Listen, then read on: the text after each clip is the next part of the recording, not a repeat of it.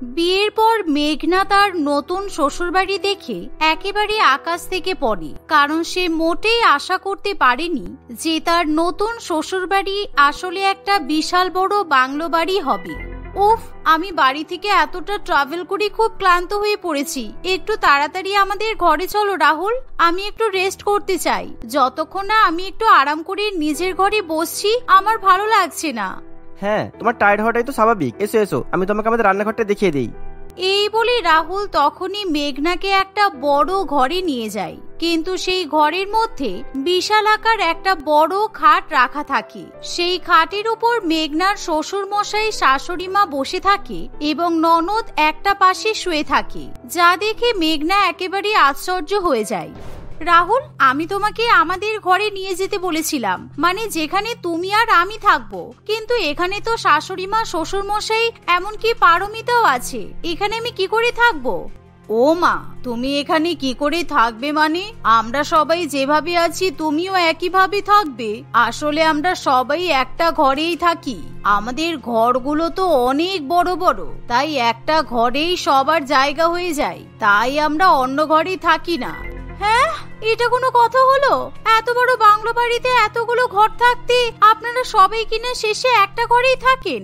ঘর যতই বড় হোক না কেন, এত বড় বাংলো বাড়িতে এতগুলো রুম থাকতে সবাই একটা ঘরে কেন থাকবেন? তাছাড়া এতগুলো মানুষ একটা ঘরের মধ্যে থাকলে খুবই অস্বস্তি লাগবে। আসলে আমরা যদি সমস্ত ঘরগুলো ব্যবহার করি তাহলে তো সেই ঘরগুলো পরিষ্কারও করতে হবে, তারপর বিছানার চাদর কাচতে হবে, তাতে করে তো আমাদের অনেক সার্ফ নষ্ট হবে, জলও নষ্ট হবে, আর আমাদের খাটনিও হবে। তাই আমরা একটাই ঘরে সবাই মিলে একসঙ্গে থাকি, বুঝেছো? আমি কোন কিপ্টে শ্বশুর বাড়িতে চলে এলাম? এত বড় বাংলো বাড়ি থাকতেও কিনা সবাই একটা ঘরে থাকবে বলছে। এমন পাগল লোকজন আমি তো জীবনে কখনো দেখিনি। মেঘনা মনে মনে অনেক কিছু বললেও তাকে বাধ্য হয়ে সবার সঙ্গে সেই ঘরেই থাকতে হয়। পরের দিন মেঘনা খেয়াল করে তাদের বাংলো বাড়িতে আসবাবপত্রের পরিমাণ খুবই কম, আর আসবাবপত্র থাকলেও সেগুলো ব্যবহারের অযোগ্য। এমনকি মেঘনা যখন রান্না করতে যায় তার শাশুড়ি মা তাকে মেপে মেপে ময়দা, আলু, পেঁয়াজ সমস্ত কিছু বার করে দেয়। তার মাপযোগ করা জিনিসপত্র ছাড়া রান্নাঘরে আর কোনো কিছু দেখতে পাওয়া যায় না। বাধ্য হয়ে মেঘনা অল্প করে লুচি এবং আলুর দম রান্না করে, কিন্তু খাবার পরিবেশন করার সময়, মা, আপনাদের বাড়িতে ডাইনিং টেবিল কোথায়? আমি তো কোথাও দেখতে পাচ্ছি না। আমি আপনাদের খাবার পরিবেশন করব কোথায়? এই শুনে রাহুল তখনই তাদের বাংলো বাড়ির পেছনে বড় বাগানে চলে যায়। সেই বাগান থেকেই রাহুল কতগুলো কলা পাতা কেটে নিয়ে আসে। সেই কলা পাতাগুলো ধুয়ে তারা মেঝেতে খাবার খেতে বসে পড়ে, যা দেখে মেঘনা বড্ড আশ্চর্য হয়। হ্যাঁ, প্লেটের বদলে কলা পাতা? আর আপনারা ডাইনিং টেবিল ছেড়ে নিচে বসে খাচ্ছেন কেন? আপনাদের এভাবে আমি খাবার দাবার বেড়ে দেব কি করে? তাছাড়া বাটি নেই, কিছু নেই, আমি তরকারিটাই বা পরিবেশন করব কোথায়? ও বৌদি, এত কিন্তু কিন্তু করছো কেন? আমাদের বাড়িতে আমরা এভাবেই তো খাবার খাই। আসলে এই কলা পাতাতে লুচি, ভাত, তরকারি সমস্ত কিছুই তো ধরে যায়, তাই আমাদের আলাদা করে বাসনপত্র বার করতে হয় না। কারণ বাসনপত্র নোংরা হলে সেই তো সাবান, সার্ফ খরচ করে বাসনগুলো মাজতে হবে। আর তাছাড়া আমাদের একটা ডাইনিং টেবিল ছিল, কিন্তু ডাইনিং টেবিলের দুটো পা ভেঙে গেছে বলে আমরা ওটা স্টোর রুমে ঢুকিয়ে দিয়েছি। টেবিল ভেঙে গেলে সেটা তো সারাতে হবে। তোমাদের এত বড় বাংলো বাড়ি, এত কিছু জিনিসপত্র, তারপরও তোমরা একটা ডাইনিং টেবিল সারাতে পারছো না। যাই হোক, আমার কিন্তু কলাপাতায় অ্যালার্জি আছে, তাই আমি কলাপাতাই খেতে পারবো না। আচ্ছা ঠিক আছে, তোমাকে কলা পাতাই খেতে হবে না। রান্নাঘরে ক্যাবিনেটে দেখো কয়েকটা সেরামিকের থালা বাসন আছে, তুমি একটা প্লেট নিয়ে খেতে পারো। তবে হ্যাঁ, থালাটা কিন্তু ধোয়ার সময় পেছনের পুকুরে চলে যাবে, ওখানে ছাই আছে। ছাই দিয়ে ভালো করে থালাটা মেজে পুকুরের জলে ধুয়ে নিয়ে চলে আসবে।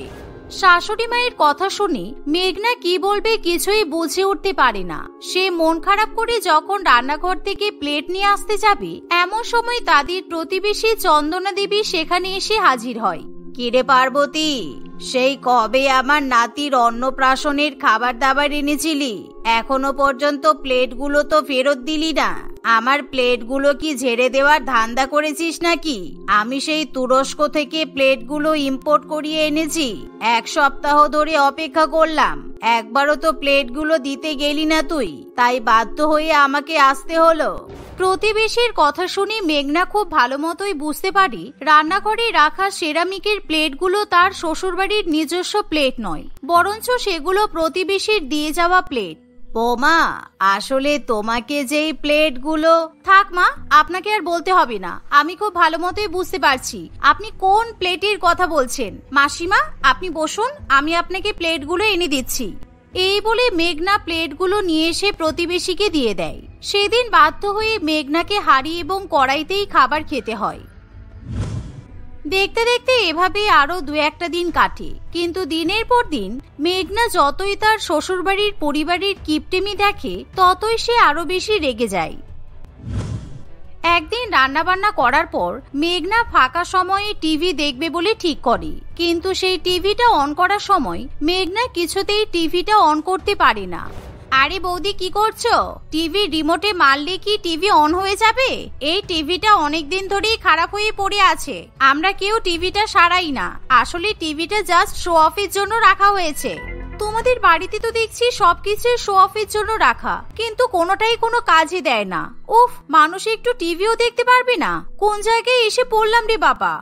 আরে বৌদি, তুমি এত বড় বাড়ির এদিক ওদিক ব্যালকনিতে ঘুরে বেড়াও, তোমার এমনিতেই সময় কেটে যাবে। তুমি এত সুন্দর সিনারি দেখতে পাবে যে তোমার মন ভরে যাবে। আমরা তো আমাদের ফাঁকা সময়ে আমাদের গোটা বাড়িটা ঘুরে ঘুরে দেখি, এতে আমাদের মনটা ভালো হয়ে যায়। পারমিতার কথা শুনে মেঘনা বাড়ির এদিক ওদিকে হাঁটতে চলে যায়। মেঘনার শ্বশুরবাড়ির বাংলো বাড়িতে এত সুন্দর খোলা হাওয়া ছিল যে তাতেই মেঘনার মন ভরে ওঠে। এমন সময় মেঘনা ব্যালকনি দিয়ে দেখে বাড়ির পেছনের দিকে টবে প্রচুর সুন্দর সুন্দর ফুল ফুটে আছে। সেই ফুলগুলো দেখে মেঘনা খুবই খুশি হয়। এই তো আমার বাংলো শ্বশুরবাড়ি হওয়ার এটা একটা ভালো দিক আছে। আমার বাপের বাড়িতে তো এত বড় বাগান ছিল না, শ্বশুরবাড়ির বাগানটা ভীষণ বড়, আমার যত ইচ্ছা আমি তত বেশি গাছ লাগাতে পারবো। এই ভেবে মেঘনা এক বালতি জল নিয়ে সেই গাছগুলোতে জল দিতে চলে যায়। কিন্তু মেঘনা অনেকক্ষণ ধরে গাছে জল দিলেও সেই গাছগুলোর মাটি কিছুতেই জল টানে না, যা দেখে মেঘনা খুবই অবাক হয়। এমন সময় সেখানে মেঘনার শাশুড়ি মা এলে, মা, আপনি কোন মাটিতে গাছগুলো পুঁতেছেন বলুন তো? আমি সেই কখন থেকে জল দিচ্ছি, কিন্তু কিছুতেই মাটিগুলো জল টানছে না। আমি তো এরকম মাটি আগে কখনো দেখিনি। আরে বোকা মেয়ে, তুমি যদি আমাকে এই গাছের কথা জিজ্ঞাসা করতে তাহলে শুধু শুধু এক বালতি জল নষ্ট হতো না। আসলে এই গাছগুলো তো কোনোটাই রিয়েল নয়, এগুলো তো প্লাস্টিকের গাছ, আমরা দেখতে সুন্দর লাগার জন্য বাগানে বসিয়ে রেখেছি। দেখেছো মা, এই গাছগুলো কম দামে একদম রিয়েলিস্টিক লুক দেয়, তাই এটা এতই রিয়েল মনে হচ্ছে যে বৌদি বুঝতেই পারেনি এই ফুলগুলো আর গাছগুলো সবই প্লাস্টিকের। এই শুনে মেঘনা খুবই রেগে যায় এবং রাগে গজগজ করতে করতে নিজের ঘরে চলে যায়। এতদিনে মেঘনা খুব ভালো মতোই বুঝতে পারি তার শ্বশুর বাড়িতে কেবলমাত্র বাংলো বাড়িটাই রিয়েল ছিল, বাদবাকি আর কিছুই রিয়েল ছিল না। তার উপর প্রত্যেক দিন একই ঘরে 4-5 জন বসবাস করার ফলে মেঘনার মোটেও ঘুম হয় না। আর যেহেতু রান্নাঘরে কোনো বাসনপত্র না থাকায় মেঘনাকে প্রত্যেক দিনই হাঁড়ি কড়াইতে খাবার খেতে হয়, যার ফলে মেঘনা একেবারে অতিষ্ঠ হয়ে ওঠে। শোনো রাহুল, আমাকে 5000 টাকা দিয়ে যাও, আমার মেকআপ স্কিন কেয়ার প্রোডাক্ট সমস্ত কিছু কেনার আছে। বাপের বাড়ি থেকে যা যা নিয়ে এসেছিলাম সব শেষ হয়ে গেছে। 5000 টাকা? মেঘনা, তুমি এত টাকা চেয়ে বসলে? আমার কাছে এখন তো অত টাকা নেই, তাছাড়া সংসারের রেশন টুকটাক জিনিস কিনতে গিয়ে তো সব টাকা শেষ হয়ে গেছে, আমি তোমাকে কিভাবে টাকা দেবো এখন? এই একদম নাটক করবে না, বুঝেছো? আমি যতদিন ধরে তোমাদের বাড়িতে এসেছি অর্ধেক খাবার খেয়ে থাকছি, তোমাদের বাড়িতে একটাও জিনিসপত্র নেই যেটা আমি ব্যবহার করতে পারবো। তোমাদের ঘর নোংরা হবে বলে তোমরা সবাই একটা ঘরেই থাকো, তোমাদের সংসারে কোন জিনিসটা কিনতে হয় বলো তো? মেঘনা অনেক জোর করলেও রাহুল কিছুতেই তাকে টাকা দিতে চায় না। রাহুল নিজের মানিব্যাগটা একেবারে লুকিয়ে রাখে, কিন্তু মেঘনা জোর করে মানিব্যাগটা কেড়ে নিয়ে শপিং করতে চলে যায়। সেদিন মেঘনা অনেক কিছু শপিং করে বাড়িতে ফেরে, যার ফলে পার্বতী দেবী ভীষণই রেগে যায়। আসলে মেঘনা যে শুধু জামা কাপড় শপিং করতে যায় তা নয়, সে বাড়ির কিছু প্রয়োজনীয় জিনিসপত্র, dining table, dinner set, wardrobe, সুন্দর মিরর ইত্যাদি কিনে বাড়িতে নিয়ে আসে। তোমার এত বড় সাহস! তোমাকে না বলেছি আমাদের বাড়িতে আমরা টাকা বাঁচিয়ে চলি, কিন্তু তুমি তাও জোর করে আমার ছেলের মানিব্যাগ কেড়ে নিয়ে শপিং করতে চলে গেছো। সংসারের অবস্থা বুঝে তো তোমাকে খরচা করতে হবে। হ্যাঁ তাই তো, আমি নিজে কখনো কোনো জামা কাপড় কিনি না, বাবা আর দাদার থেকে কোনো টাকা নিই না, আর এদিকে তুমি কত টাকা শপিং করে বাড়ি এসেছো, তোমার লজ্জা করে না? এবার কি হবে মা? আমরা কি টাকা বাঁচানোর জন্য আরো কিছুদিন না খেয়ে থাকবো এবার? মেঘনা কোনো কথা না বলে ব্যাগ থেকে আগে প্রচুর খাবার দাবার, জামা কাপড় ইত্যাদি বার করে। সেই সাথে খুব সুন্দর একটা পারফিউম গোটা ঘরে ছড়িয়ে দেয়। সেই পারফিউমের গন্ধে তার পরিবারের লোকজন একেবারে মুগ্ধ হয়ে ওঠে। আচ্ছা বেশ, আপনাদের যদি মনে হয় আমি টাকা নষ্ট করছি, তাহলে একটা কাজ করুন, এই সমস্ত আসবাবপত্র আর বাকি জিনিসগুলো আপনারা 7 দিন ব্যবহার করে দেখুন। 7 দিন পর যদি আপনাদের মনে হয় আমি এই জিনিসগুলো কিনে ভুল করেছি, তাহলে আমি সমস্ত কিছু দোকানে রিটার্ন দিয়ে আসবো। এভাবে মেঘনা জোর করে তার শ্বশুরবাড়ির লোকেদেরকে সমস্ত আসবাবপত্র ব্যবহার করায়। 7 দিন খুব ভালো ভালো খাবার দাবার রেস্টুরেন্ট থেকে অর্ডার করে সবাইকে খাওয়ায় এবং প্রত্যেকদিন তাদেরকে নতুন নতুন পোশাক আশাক পরতে বলে। এভাবেই দেখতে দেখতে 7 দিন কেটে যায়। হ্যাঁ রে পারমিতা, কখনো তো বুঝতে পারিনি এরকম সুন্দর দামি দামি জামা কাপড় পরে আসবাবপত্র ব্যবহার করে এত ভালো ভালো খাবার খেয়ে থাকলে মনে এত আনন্দ আসে, এরকম তো আগে কখনো হয়নি। এমন সময় মেঘনা সেখানে এসে বলে, মা তাহলে তো 7 দিন হয়ে গেছে, এই জিনিসগুলো আমি এবার ফেরত দিয়ে আসি। আমি যেমন আপনাদেরকে বলেছিলাম এই আসবাবপত্র আপনারা শুধুমাত্র 7 দিনের জন্যই ব্যবহার করবেন। না না বৌমা, এগুলো এখানেই থাক। আসলে এতদিন পর্যন্ত এই বড় বাংলো বাড়িটা খুবই ফাঁকা ফাঁকা লাগতো, কিন্তু তুমি আসবাবপত্রগুলো এনে চারিদিকটা সুন্দর করে সাজিয়েছো। আমাদেরই ভুল ছিল, আসলে কিপটেমি করে কোনো সুখ পাওয়া যায় না। এই কথা শুনে মেঘনা খুবই খুশি হয়। সেদিনের পর থেকে মেঘনার শ্বশুরবাড়ির লোকেরা টাকা পয়সা খরচা করতে অভ্যস্ত হয়ে পড়ে আর তারা সম্পূর্ণ রকম ভাবে কিপটেমি করা বন্ধ করে দেয়। শ্রেয়া তার স্বামী অঞ্জন, শাশুড়ি মা জুলি দেবী এবং শ্বশুর মশাই শুভ বাবুর সঙ্গে বসবাস করে। শ্রেয়ার দামি দামি গহনা কেনার ভীষণ শখ ছিল, সে সবসময় গহনা পরে থাকতে খুব ভালোবাসতো। একদিন, মা আপনার গলার মতিহারটা কি সুন্দর দেখতে, আমাকে হারটা একটু পরতে দেবেন? বেনারসি শাড়ির সঙ্গে এই হারটা পরলে আমাকে খুব সুন্দর মানাবে। বৌমা, তোমার তো অনেক গহনা আছে, তুমি ওই গহনাগুলো পরেই কুলকিনারা পাও না, আবার আমার হারটাও পরবে? আপনি তো সারা জীবন অনেক গহনা পরেছেন, এখন বুড়ো বয়সে আর গহনা পরতে হবে না, আমাকে হারটা দিয়ে দিন। জুলি দেবী তার বৌমাকে মতিহার নিজের গলা থেকে খুলে দেয়। শ্রেয়া নিজের গহনার আলমারিতে হারটা সুন্দর করে সাজিয়ে রেখে দেয়। অঞ্জন সেই সময় ঘরে আসে। আলমারিতে তো অনেক গহনা জমিয়েছো, এইবার গহনা রাখার জন্য তো মনে হয় তোমাকে একটা শোরুম কিনে দিতে হবে। তোমরা আমার গহনার উপর একেবারে নজর দেবে না, সবসময় তোমরা আমাকে গহনা কেনা নিয়ে ভীষণ কথা শোনাও। তোমরা হাজার কথা শোনালেও আমি গহনা কেনা বন্ধ করব না। এভাবেই কিছুদিন কেটে যায়। একদিন শ্রেয়া তার বান্ধবী অন্তরার বাড়িতে যায়। অন্তরা তার আলমারি থেকে পুরানো দামি দামি শাড়ি বের করে খাটের উপর সাজিয়ে রাখে। অত সুন্দর সুন্দর শাড়ি খাটের উপর সাজানো দেখে শ্রেয়া খুব অবাক হয়ে যায়। সে অন্তরাকে শাড়িগুলোর ব্যাপারে জিজ্ঞাসা করে, কিরে অন্তরা, এত সুন্দর সুন্দর শাড়ি এভাবে খাটের উপর সাজিয়ে রেখেছিস কেন? শাড়িগুলো বাইরে থাকলে তো নষ্ট হয়ে যাবে, আলমারিতে সাজিয়ে রেখে দে। দেখে তো বেশ ভালোই দামি দামি শাড়ি বলে মনে হচ্ছে। দামি মনে হওয়ার কি আছে শ্রেয়া, এই শাড়িগুলো তো ভীষণ দামি। আমি একটা শাড়ির দোকান খুলছি, আমার অনেক শাড়ি জমে গেছে, তাই শাড়িগুলো বিক্রি করব ভাবছি। সে কি রে, তুই নিজের এত ভালো ভালো শাড়ি বিক্রি করে দিবি? তোর কষ্ট হবে না? না না, কষ্ট হওয়ার কি আছে, আমি তো অল টাইম নতুন শাড়ি কিনতেই থাকি। পুরনো শাড়ি বিক্রি না করলে নতুন শাড়ি রাখবো কোথায়? আর নিজের হাতেও তো টাকা থাকা দরকার। শ্রেয়ার অন্তরার শাড়ি বিক্রির আইডিয়াটা খুব ভালো লেগে যায়। সে বাড়ি ফিরে আসে। শ্রেয়া তার শাশুড়ি মাকে তার বান্ধবীর শাড়ির দোকান খোলার কথা জানায়। মা, আমারও তো অনেক গহনা জমে গেছে, আর গহনাগুলোর দাম অনেক বেশি। আমিও যদি গহনা বিক্রির দোকান খুলি তাহলে কেমন হবে? আমাদেরও তো অনেক টাকা ইনকাম হবে। বাবা, ভূতের মুখে ঈশ্বরের নাম শুনছি। তোমার থেকে যদি কেউ গহনা চায়, তোমার বুকের হাড় তো বেরিয়ে যাবে। তুমি কিনা গহনার দোকান করে নিজের গহনা বিক্রি করবে? হ্যাঁ মা, আমি জুয়েলারির দোকান দেব, আর যা টাকা ইনকাম হবে তাই দিয়ে আমি আরো দামি দামি জুয়েলারি কিনবো। জুলি দেবী শ্রেয়ার কথায় রাজি হয়ে যায়। সে তার বৌমাকে নিজের বাড়িতেই জুয়েলারির দোকান খুলতে বলে। শাশুড়ি আর বৌমা দুজন মিলে বাড়ির একতলায় একটি ঘর পরিষ্কার করে নেয়। দুজনে মিলে বাজার থেকে দোকানের প্রয়োজনীয় জিনিসপত্র কিনতে চলে যায়। তাদের বাজার থেকে ফিরে আসতে অনেক দেরি হয়ে যায়। শ্রেয়া ও জুলি দেবীর বাড়ি ফিরে আসার আগেই অঞ্জন ও শুভবাবু অফিস থেকে ফিরে এসেছিল। শ্রেয়া, কোথায় তুমি? আমার খুব জল তেষ্টা পেয়েছে, জল দাও। আমার আর বাবার খুব খিদেও পেয়েছে, খেতেও দাও প্লিজ। তোর মা আর বৌমা বাড়িতে নেই, আমি অনেক ডাকাডাকি করেছি, কারো সাড়া পাইনি। দেখ, দুজনে মিলে কোথাও হয়তো ঘুরতে বেরিয়েছে। আমি তো রান্নাঘরে গিয়ে দেখলাম কোনো খাবারও নেই। আমি অনলাইনে খাবার অর্ডার করে দিচ্ছি, তাহলে সবাই মিলে খেতে পারবো। অঞ্জন সকলের জন্য বাটার নান আর চিকেন রেশমি মশলা অর্ডার করে। অন্যদিকে মা, আমি কিছু রান্না করে রেখে আসিনি। বাবা আর অঞ্জন অফিস থেকে এসে কিছু খেতে না পেলে খুব রেগে যাবে। আমাদের বাড়ি ফিরতেও তো অনেক দেরি হয়ে যাচ্ছে। তোমাকে এখন থেকে আর রান্না করার কথা চিন্তা করতে হবে না।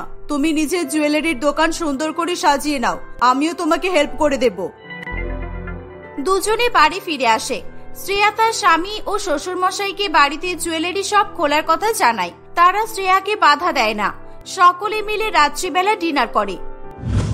পরের দিন বউ ও শাশুড়ি মা মিলে নিজেদের বাড়ির একটি ফাঁকা ঘরে সুন্দর করে সব গহনা দিয়ে জুয়েলারির দোকান সাজিয়ে ফেলে। বৌমা, আমরা জুয়েলারির দোকান তো সাজিয়ে নিলাম, কিন্তু দোকানে কাস্টমাররা আসবে কিভাবে? আমাদের গ্রামে তো এত দামি দামি গহনা কেউ কিনতেই চায় না। আপনি চিন্তা করবেন না মা, আমি ঠিক কাস্টমার জোগাড় করে নেব। শ্রেয়া তার বান্ধবী অন্তরাকে ফোন করে। অন্তরা, আমি একটা জুয়েলারির দোকান দিয়েছি, বাড়িতেই দোকানটা করেছি। তোর শাড়ির শোরুমে মহিলারা শাড়ি কিনতে আসলে তুই প্লিজ আমার জুয়েলারির দোকানে এসে পছন্দ মতো গহনা কেনার কথা বলিস। ওকে, আমি নিশ্চয়ই বলবো। নতুন জুয়েলারি শপের খোঁজ পেলে আমার কাস্টমাররা খুব খুশি হয়ে যাবে। অন্তরার দোকানে যারা শাড়ি কিনতে আসে, অন্তরা তাদেরকে শ্রেয়ার জুয়েলারির দোকানে যাওয়ার কথা বলে দেয়। মহিলারা শ্রেয়ার দোকানে জুয়েলারি কিনতে যায়। তাদের গহনার কালেকশনগুলো খুব পছন্দ হয়। সকলে শ্রেয়ার দোকান থেকে সুন্দর সুন্দর গহনা কিনে নেয়। এভাবে শ্রেয়ার দোকানে গহনা সেল ভালো হয়। জুলি দেবী সব কাস্টমারদের গহনা দেখাতো। এভাবেই বেশ কিছুদিন কেটে যায়। শ্রেয়া তার গহনার দোকান নিয়ে ভীষণ ব্যস্ত হয়ে পড়ে। সে ঘরের কোনো কাজ ঠিকঠাক ভাবে করতে পারতো না। আমাদের এবার থেকে মনে হয় রোজ বাইরেই খাবার অর্ডার করে খেতে হবে, কারণ তোর মা আর বৌমা সারাদিন গহনার দোকানেই তো পড়ে থাকে। অঞ্জন শ্রেয়াকে ডাকতে চায়।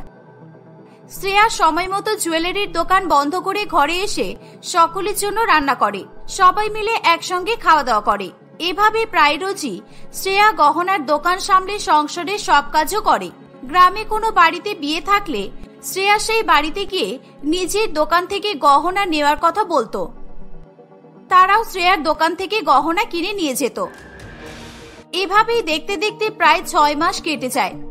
আমি এবার একটা গহনার বড় শোরুম খুলবো আর থাকার জন্য একটা নতুন ফ্ল্যাট নেব, কারণ এই ছোট বাড়িতে সবাই একসঙ্গে থাকা যায় না।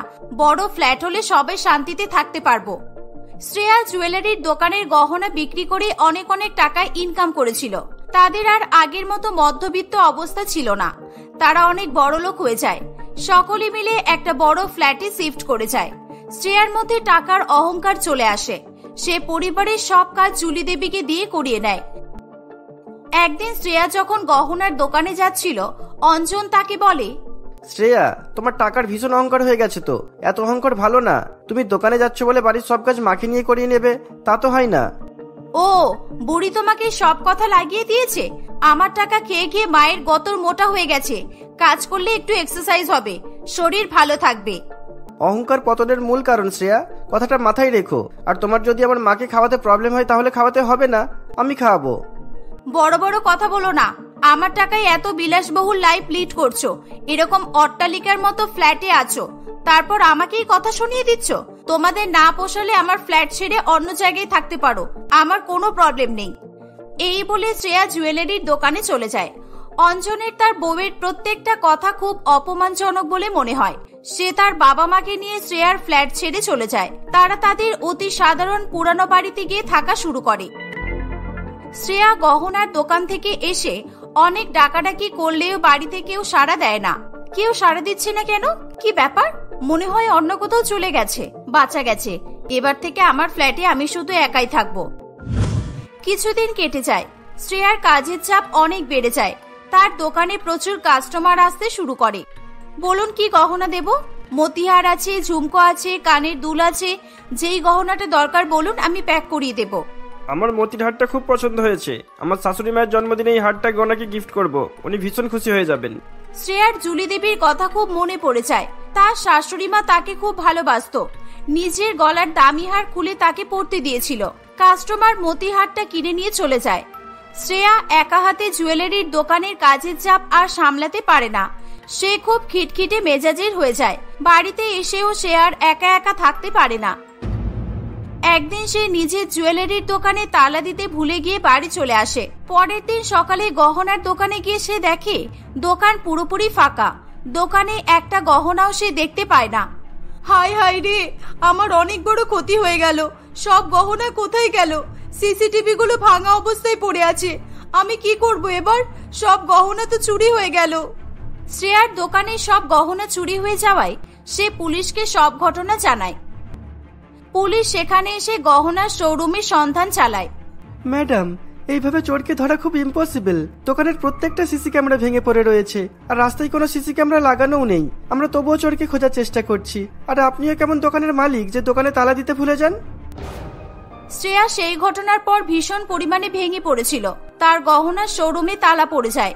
সে চারিদিকে তার পরিবারকে খুঁজে বেড়ায়, কিন্তু কোথাও সে তাদের সন্ধান পায় না। একদিন সে তাদের পুরানো বাড়িতে গিয়ে পৌঁছায়। সেখানে সে তার স্বামী, শাশুড়ি মা এবং শ্বশুর মশাইকে দেখতে পায়। শ্রেয়া তাদের সামনে কান্নায় ভেঙে পড়ে। শ্রেয়াকে এমন অবস্থায় দেখে সকলে খুব কষ্ট পায়। কি হয়েছে বৌমা? এমন করে কাঁদছো কেন? আমরা পেপারে তোমার দোকানের গহনা চুরির ঘটনার কথা পড়েছি, কিন্তু তোমার মুখ থেকে শোনার অপেক্ষায় ছিলাম। এখন কেঁদে কি হবে? তোমায় আমরা অনেক সাপোর্ট করেছিলাম, আর প্রতিষ্ঠিত হওয়ার পর তুমি আমাদেরই ভুলে গেলে। তোমার কাছে আমরা এটা সত্যিই কখনো আশা করিনি। উফ, মেয়েটাকে আর কথা শোনাস না। চোখ মুখের অবস্থা দেখেছিস কেমন হয়েছে? দেখে মনে হচ্ছে অনেক দিন ভালো করে কিচ্ছু খাইনি। তুমি আগে পেট ভরে খেয়ে নিবে, চলো। আপনারা আমাকে ক্ষমা করে দিন। আমি টাকার অহংকারে অন্ধ হয়ে গিয়েছিলাম, আর তাই জন্য আমি আপনাদেরকে অনেক অসম্মান করে ফেলেছি। আমাকে আপনারা ক্ষমা করে দিন। আমার সাথে বাড়ি ফিরে চলুন। সকলে শ্রেয়ার সঙ্গে বাড়ি ফিরে যায়। বেশ কিছুদিনের মধ্যেই পুলিশ চোরের সন্ধান পেয়ে তাদেরকে জেলে ভরে দেয়। কিন্তু গহনা বিদেশের বাজারে বিক্রি হয়ে যাওয়ায় গহনার সন্ধান পাওয়া যায় না। চোরগুলোর কাছ থেকে টাকা আদায় করাও সম্ভব হয় না। তুমি চিন্তা করো না, আমি ব্যাংকে লোনের অ্যাপ্লাই করেছি। লোন অ্যাপ্রুভ হয়ে গেলেই সেই টাকা দিয়ে গহনা কিনে নিয়ে আবার জুয়েলারি শপ ওপেন করবে। লোনের টাকা অ্যাপ্রুভ হয়ে গেলে শ্রেয়া গহনা কিনে আবার জুয়েলারি শপ রিওপেন করে।